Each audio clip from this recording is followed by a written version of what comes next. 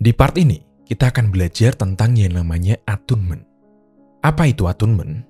Yaitu suatu kondisi di mana kita menyelaraskan diri dengan orang lain secara emosional, mental, dan fisik. Caranya mirip-mirip kuliah manipulasi dan negosiasi kita sebelumnya, yaitu dengan memahami, merasakan, dan merespon perasaan, kebutuhan, serta kondisi orang lain secara tepat.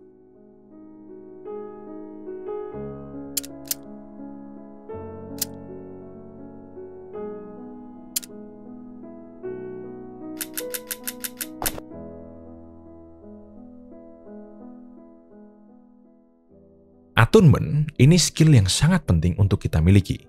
Karena kalau kita mau melakukan persuasi ke orang lain, hal pertama yang kita butuhkan itu kendali atau kuasa terhadap situasi. Tapi situasi nggak selalu bisa kita persiapkan.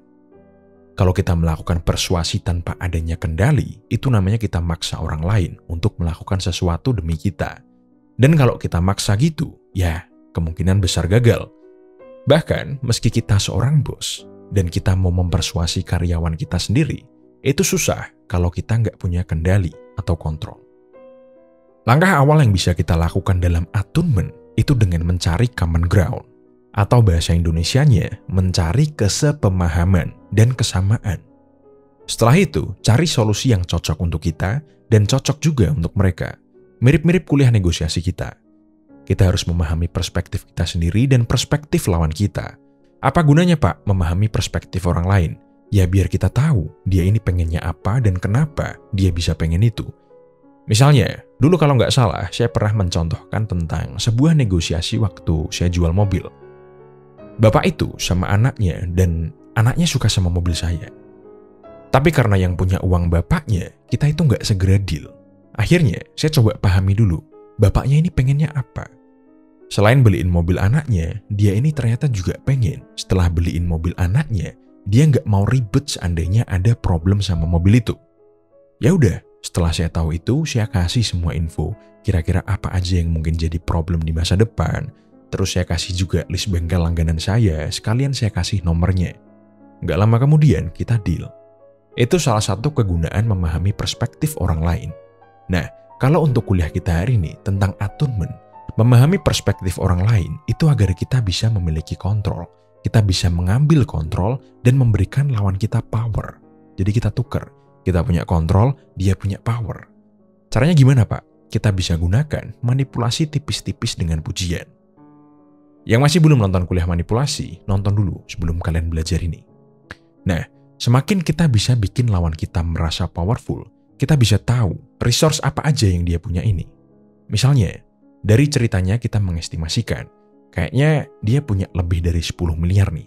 Sedangkan kalian niat jual ide kalian itu cuma 3 miliar aja. Ya udah, berarti kan dia udah masuk target market tuh.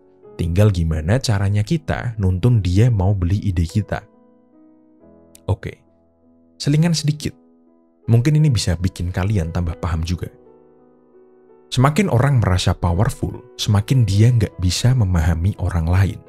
Dan semakin orang gak merasa powerful, semakin merasa lemah, semakin dia bisa melihat perspektif orang lain. Kenapa? Karena dia gak punya resource, mereka gak punya kekuatan. Dan salah satu cara untuk kita bisa survive, bisa naik level, itu dengan melihat perspektif orang yang punya resource, yang punya jabatan tinggi, dan orang yang punya kekuasaan. Orang-orang yang saya sebutkan tadi, mereka itu gak bisa melihat perspektif orang lain. Uang, jabatan, kekuasaan itu udah membutakan mereka, merubah cara mereka melihat dunia dan melihat orang lain.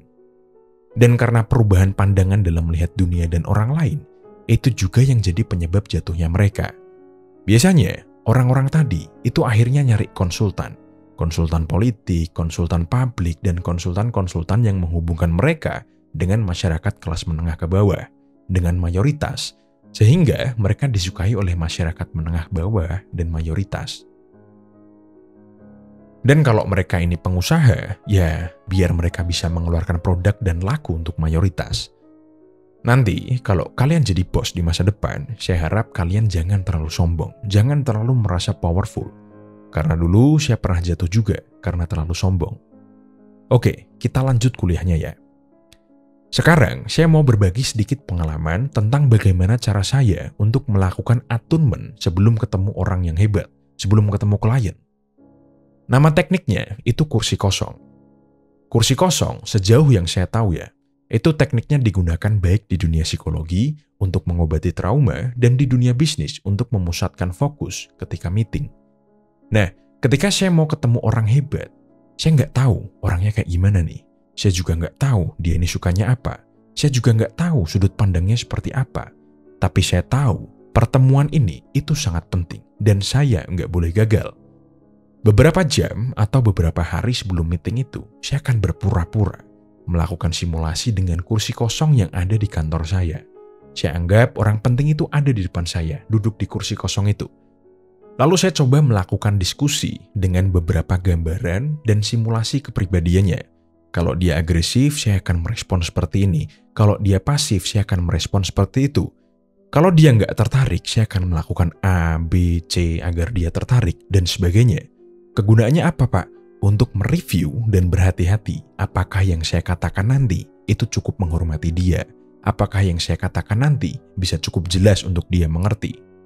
Apakah kemungkinan penawaran saya punya potensi untuk merugikan dia?